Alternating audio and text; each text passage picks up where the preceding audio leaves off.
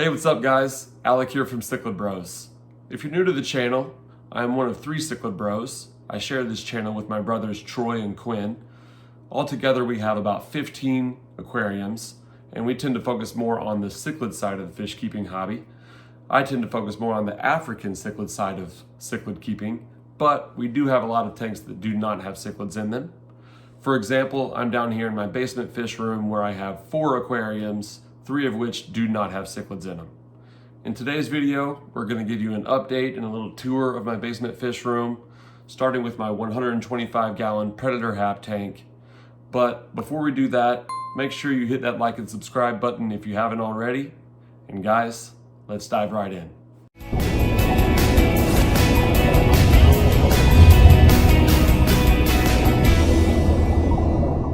All right guys, so let's get right to it. Here it is, my basement fish room. 4 fish tanks. We'll start here with my centerpiece 125 gallon African cichlid tank.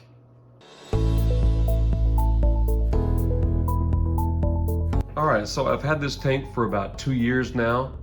It is the PetSmart 125 gallon all-inclusive ensemble that comes with the stand, the tank, the lights, and the lids for about $500. So it's a really good price, really good deal, and it's worked out really well for me. The tank has been sturdy, the stand's been sturdy, and the fish are doing great. This tank is all Predator Haps from Lake Malawi. And when I say Predator Haps, what I mean is these are predatory fish. They are the biggest fish in Lake Malawi. Most of these fish get at least about a foot long, and right now most of them are over 7 or 8 inches long. My biggest is the Rhodesii yellow, which is right there in the middle with the blue face and yellow body. That's running at about 10 inches right now, and he's just doing great. One of my first fish to color up was this Nimbochromis futscotaneatus. He's looking great with that camo design with a lot of blue. These guys are really hard to film. They love to move a lot.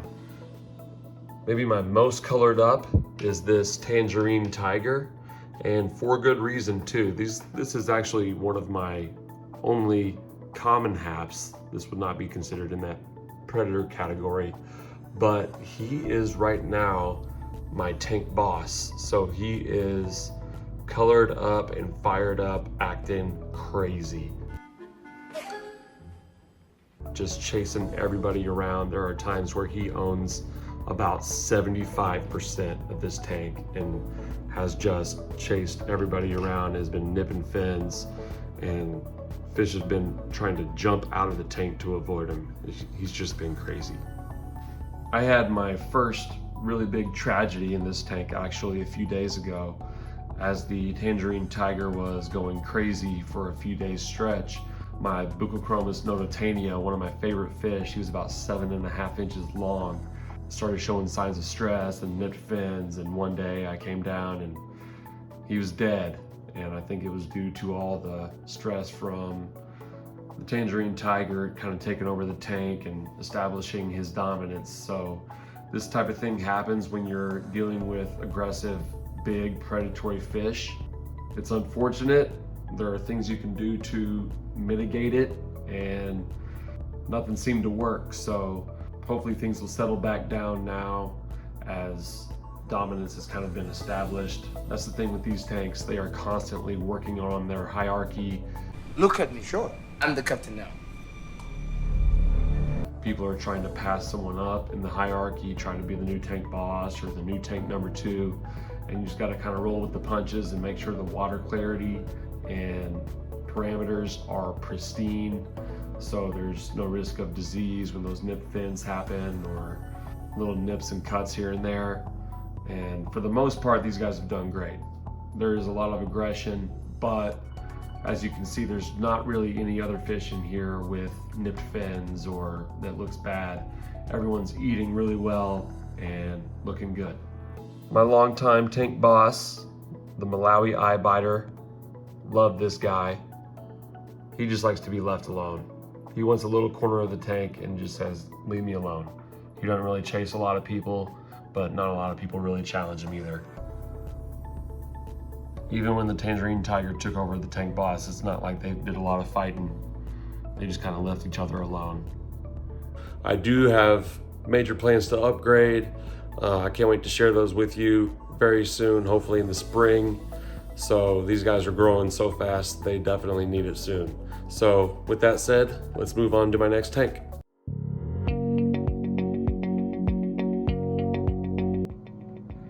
All right, just over into the corner from the cichlid tank is one of 2 shrimp tanks I have here. This is a 10-gallon with crystal red Caridina shrimp. All right, here they are. I have about, I've lost count, but I would say about 50 shrimp here in about 4 different generations. These guys are just doing great and breeding like crazy. They love to hide back in the moss and the jungle val and the Sirius stone. Here's some back here. I'm gonna throw some food in there, see how many I can get out. All right, here they are eating their little Shrimp King snow pops. You can see the big ones. Here's one that's holding, they call it buried, and they got some eggs in there. And then if you want to tell the difference, here's a male here. They got that kind of crested back, and they got the kind of rounded belly.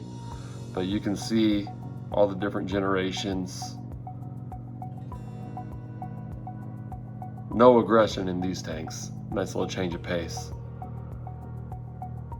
The more white they got on their body, the higher grade they are.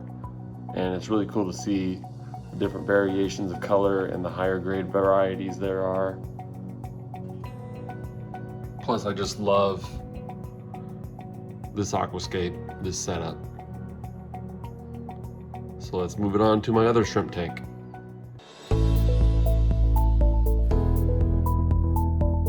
Alright, I fed my other shrimp tank as well.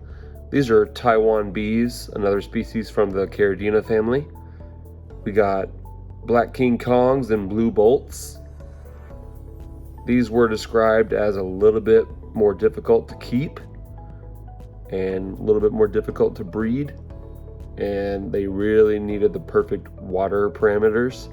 So I took that as a challenge, and it's been really rewarding. You can see there's babies here. It was a little bit longer for them to breed. The tank is doing great. I also like the contrasting aquascape compared to my other shrimp tank. This one's got the brown Rio Cafe Brightwell soil, which is an active buffering substrate. We got the Amazon sword in the back. I got this kind of being used as like a peninsula style setup. I got the subwasser tang in the right.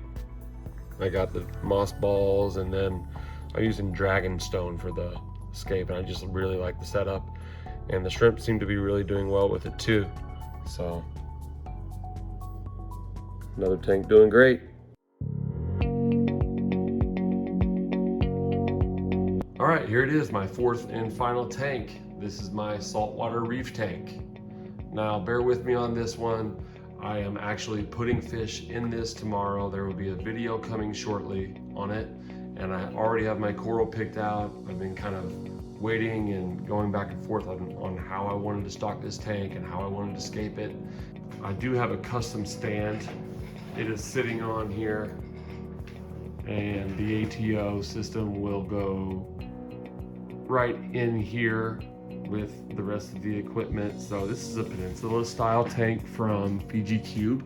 It's really cool. I love the way it's set up in this room, how it sits right next to the couch, and I love the way it looks, and I love the ideas I got coming in this tank. I actually went and saw these fish and coral tonight, so I can't wait to pick them up, put them in, film the video, and show you guys the finished product. All right, guys, so that's the update on my basement fish room. I can't wait to show you my future plans. I can give you a little hint that it is going to be a little bit more African cichlid oriented in here as my amount of tanks kind of continue to grow. And obviously I'm going to continue to grow my coral reef tank and my breeding projects with my shrimp tanks. And if you have any ideas for fish tanks or stocking ideas down here, please leave them in the comments below. Let me know what you liked, didn't like in the comments below as well. And thanks for watching. We'll see you next time.